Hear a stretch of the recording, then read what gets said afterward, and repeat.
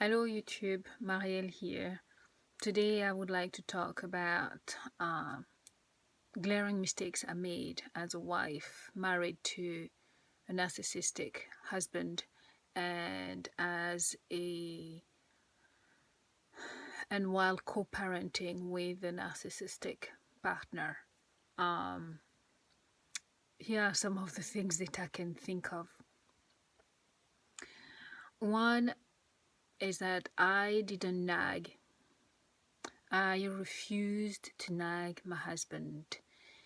If I did ask something once, twice, maybe three times, if he did not act upon it, I'll just get up and do it, or I'll just let time pass and just let it go. I did this repeatedly because I did not want to come across as this nagging woman that treats her husband like a child, of being motherly. I didn't want to do that to him.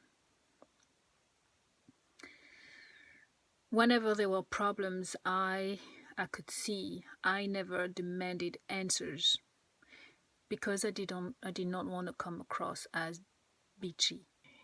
Also, I never questioned his intentions or his motives because I believed firmly that he was better than me. I believed he was smarter than me. I assumed that he wanted the best for his own family. Even if he always put his career first,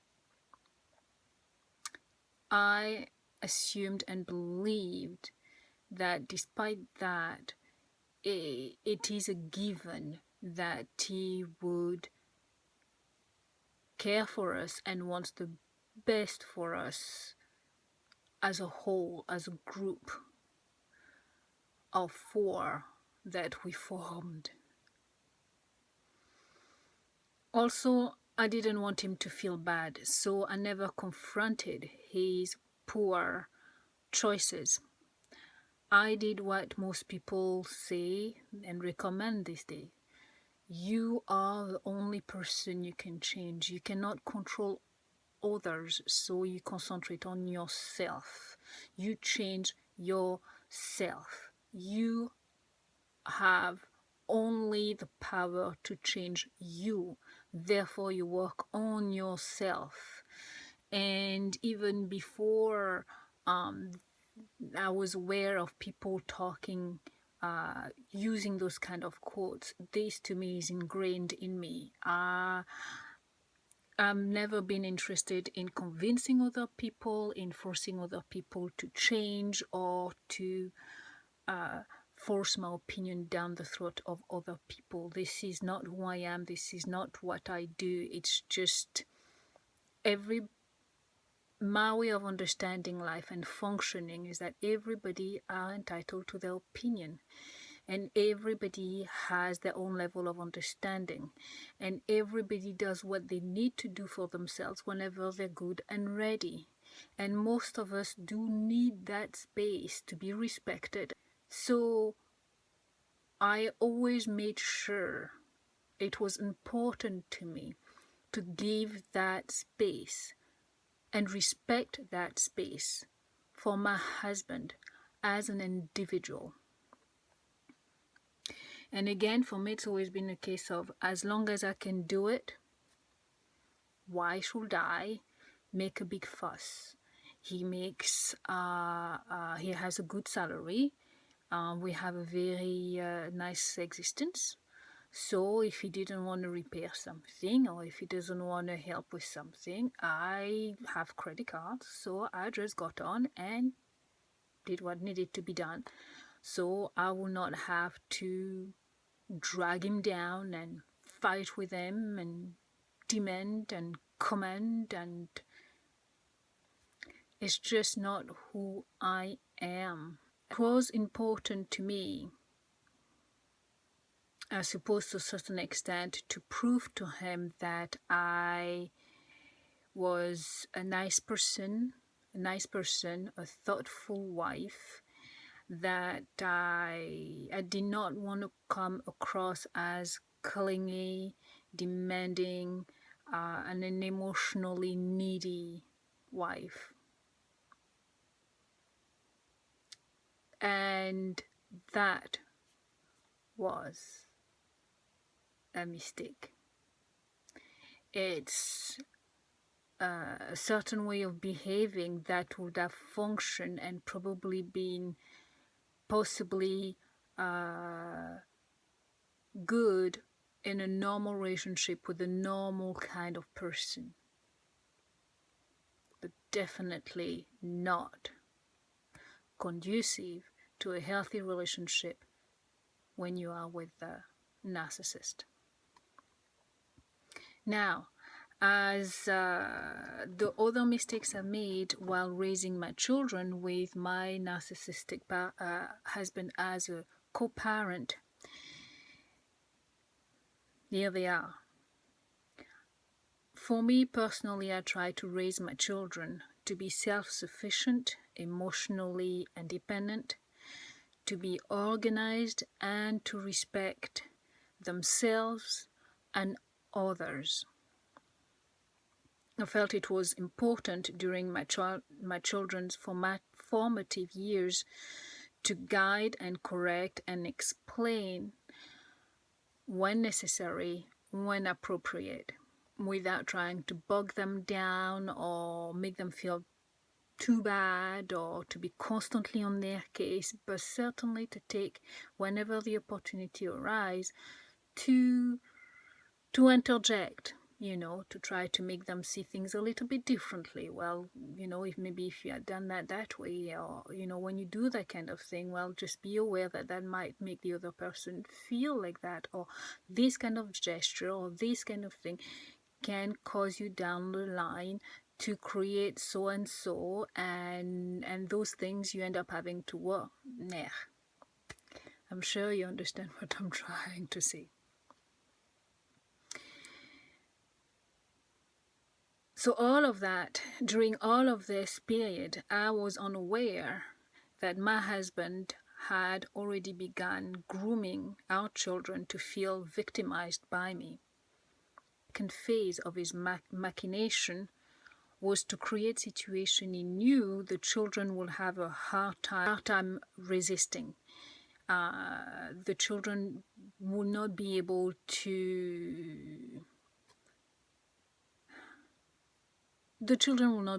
resist, despite knowing that they would have to go against my recommendations or my value system. For them, in order for them to gain access to whatever was forbidden or whatever their father was waving in front of their faces, this is what you can get, the children had to learn to somehow detach from me in their heads, to feel comfortable enough a little bit more every time so they could lie to me. And those small lies, little lies, grew bigger as time passed. And this became their little secret, because in order to keep all of this hush-hush between them, between their dad, who was the enabler, they almost kind of made a pact, if you want, between themselves. And by doing that, it made them start to feel closer with each other. They almost kind of created formed a bond because of that, and by the same token, this excluded me. But my husband, being the adult in the group, was actually playing all this time. He was actually playing a double game to a certain extent. That double game comes in two parts. The first part is that he knew that I would eventually find out, and if whenever I did, I would ground, the children would be grounded. The second part is that with me grounding the children over and over and over, the children's resentment of me grew stronger as time passed. He you know, whenever I'll get upset with the children, he by default became the nicer party, the kinder party, the more approachable party compared to me. Also, my husband never missed the opportunity to take the children's side every time by reassuring them, by dismissing my concern, or even by staying mute, by just saying absolutely nothing whenever a real problem arises within the children's behavior or choices and actions. He'll just say nothing. And if things were a little bit, if I got too agitated by due to the level of stupidity on the children's action, or if they made a really unsafe choice that just got me a little bit too tense, and I'll get a little bit too agitated when I spoke to when I grounded the children or addressed the problem with the children, my husband will, without hesitation and shame, pose as their savior and protector against me. And such behavior over time gave the children the confidence and motivation to carry on regardless. They became bolder, more aggressive in what they did. It became more frequent, and they started to dismiss me and to even eventually ostracize me, because they had formed this pact or this little clique between the three of them, where they will just talk in harsh voices, and whenever I would come into the room, then everybody will just be quiet and turn around and just look at me. And I'll find myself not feeling good. Let me just put it that way. My husband, over the years, basically manufactured repeatedly this pattern of creating chaos and setting me up and setting me up and the children to face off. And because he knew I would not miss the opportunity to want to set the kids straight, and make sure that the kids understood that what they were doing was not safe or not right or whatever it was. And he knew that of me. He knew I would just fall for it every time. And he will just sit back, and basically now I'm realizing he will just sit back and watch me set ablaze my children's love for me, knowing full well that the minute I had my back turned, the kids would just go seek comfort from him, and he'll just obviously take them and do whatever he did behind my back to make them understand that they were not bad kids, and they were not doing anything that was particularly wrong, and I was probably just making too much of nothing.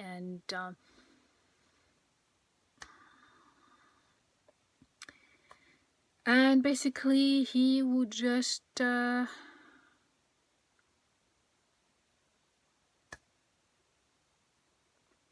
get the children to repeat those bad choices, those bad actions, and reassuring them of his support and his loyalty to them and his love for them, and even going as far as even telling them repeatedly how proud he was of them when actually the children were absolutely doing wrong.